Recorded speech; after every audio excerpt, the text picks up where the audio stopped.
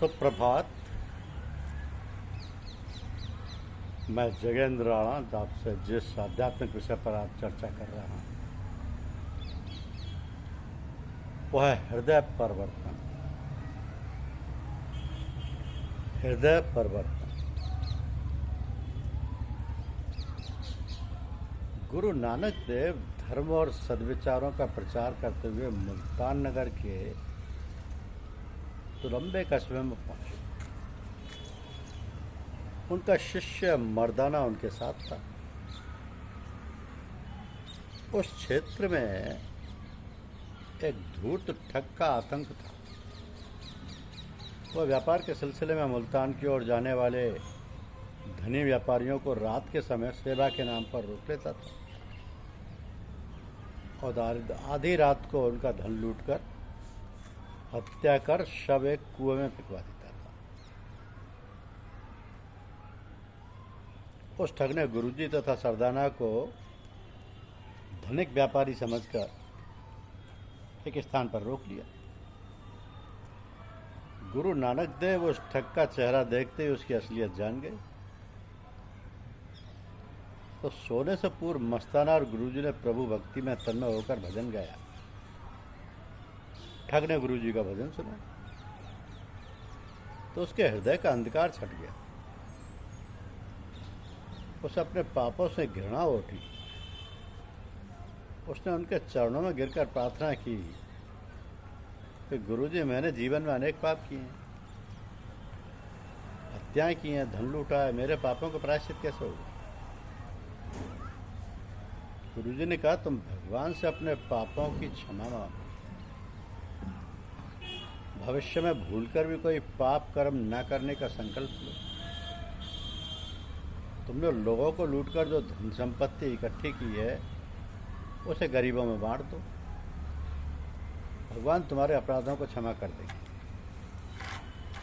उस अपराधी वृत्ति के व्यक्ति का हृदय परिवर्तन हो चुका था। उसने धन संपत्ति गरीबों की भलाई में लगा दी। वो स्वयं भी गरीबों की सेवा में जुट गया। अपना शेष समय भगवान की भक्ति में बिताने लगा।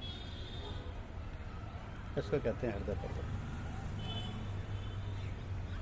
आजकल जिधर देखो उधर ही वातावरण बड़ा विषाक्त और दूषित दिखलाई पड़ता है। सभी लोग त्रस्त, दुखी और पीड़ित जान पड़ते हैं। कोई भी सुखी और शांत नहीं जान पड़ता। घर घर में कलह और उपद्रव, तनिक तनिक सी बातों में झगड़े उठ खड़े होते हैं और यहाँ तक समस्या बढ़ जाती है कि एक दूसरे का मुंह भी नहीं देखना चाहते। कोई भी पारस्परिक समझौता करने को तैयार नहीं होता। अजीब तरह का वातावरण बन जाता है जो संभाले नहीं समझता। भगवान के नाम से तो लोग चिढ़ते हैं और कहते हैं कि पूजा पाठ करके क्या करें, हमारा ये बिगड़ गया, वो बिगड़ गया, घर ही सारा बिगाड़ दिया गया, करें तो क्या करें। ऐसी बात नहीं कि ये बातें केवल बड़ों में ही हैं। छोटे छोटे बच्चों तक में इस प्रकार की बातें नजर आती हैं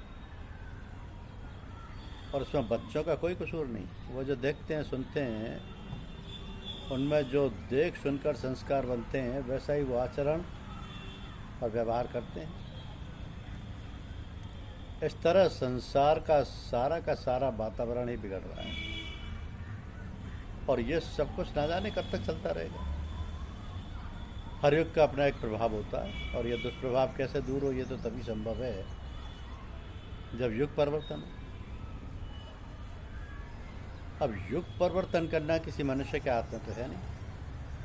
ये तो भगवान की जब इच्छा होगी तभी संत महात्माओं के हृदय में ये जागृति होगी और तब वो प्राणपण से आगे आएंगे भगवत भक्ति, शुभ संकल्प और सदाचरण का प्रचार करने के लिए।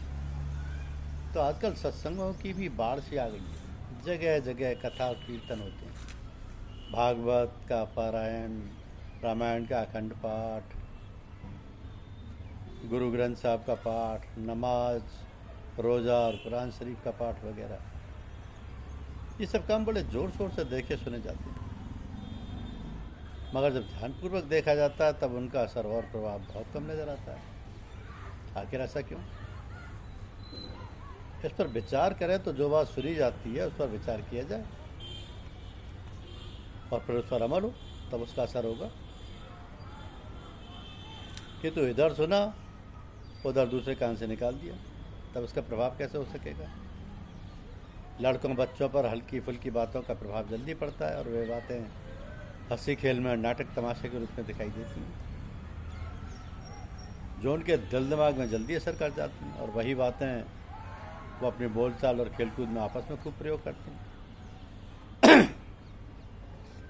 तो ये सब दृश्य रेडियो टेलीविज़न में खूब देखने सुनने को मिलते हैं, जिनका प्रभाव बच्चों पर बहुत ज़्यादा खराब पड़ता है।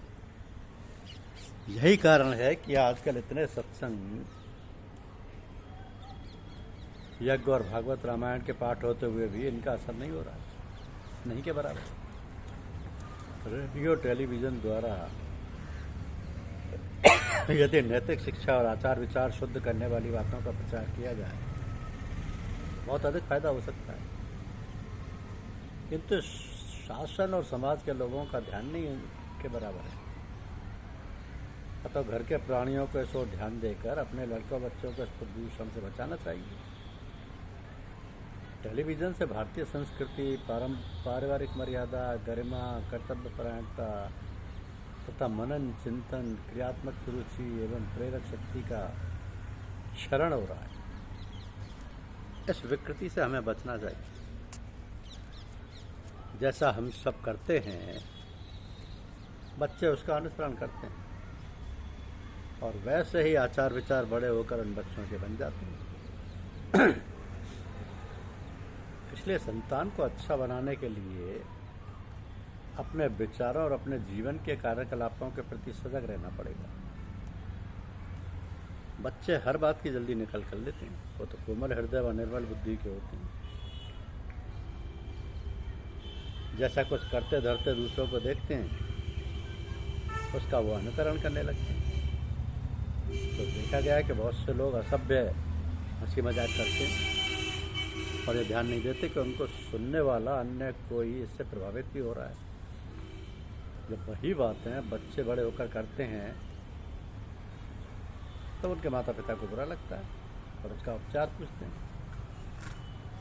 अब इसका उपचार यही है कि अपने को संयम नियम के सहारे रखो, भगवत भजन करो, अच्छी अच्छी बातें घर में करो, कहो और दूसरों के प्रति प्रेम भावना रखो।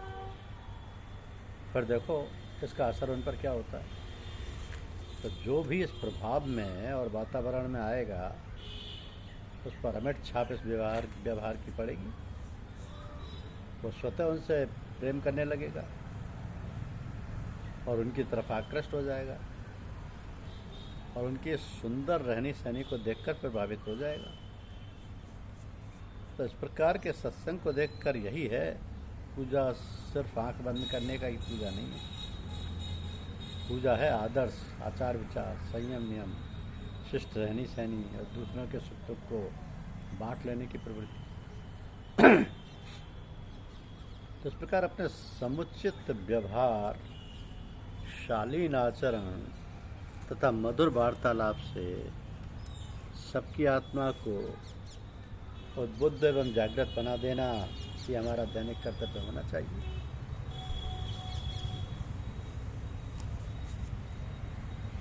दिखावा करना पाप है। फकीर हाजी मोहम्मद मिलने आने वाले प्रत्येक व्यक्ति को दुर्गुणों से दूर रहने, नेक बनने तथा अपनी आय का कुछ भाग जरूरतमंदों की सेवा सहायता में लगाने का उपदेश दिया करते थे। वो अक्सर कहा करते थे कि अपने अच्छे कामों का ढिंढोरा कतई नहीं पीटना चाहिए, चुपचाप अच्छे काम करते रहना चाहिए। एक दिन हाजी मोहम्मद ने सपना देखा कि एक फरिश्ता जन्नत और दोजख के बीच खड़ा है और लोगों को उनके कर्मों के अनुसार स्वर्ग या नरक भेज रहा है। एक हाजी भी फरिश्ते के पास पहुंचे। फरिश्ते ने नाम पूछा और उन्हें नरक की ओर जाने का संकेत किया। हाजी ने कहा, मैंने 10 बार हज की यात्रा की है, फिर मुझे जन्नत की जगह दोजख क्यों भेजा जा रहा है। फरिश्ते ने जवाब दिया, अपने मुँह से अपनी हज यात्रा का बखान करने से तुम्हारे सारे पुण्य खत्म हो गए, इसलिए दोजख में भेजा जा रहा है। हाजी ने कहा, मैं जीवन भर 5 वक्त नमाज तक अदा करता रहा, उसके स्वभाव को भी तो देखें। फरिश्ता बोला, एक बार कोई सेठ नमाज के समय तुमसे मिलने आया था, उसे दिखाने प्रभावित करने के लिए तुमने ज़्यादा बार नमाज अदा की। इसके लिए नमाज के तमाम शबाब ख़त्म हो गए। फिर क्या था, हाजी मोहम्मद ने अगले ही दिन संकल्प ले लिया कि वह किसी के सामने हाजी को अपने को हाजी नहीं बताएंगे। धन्यवाद।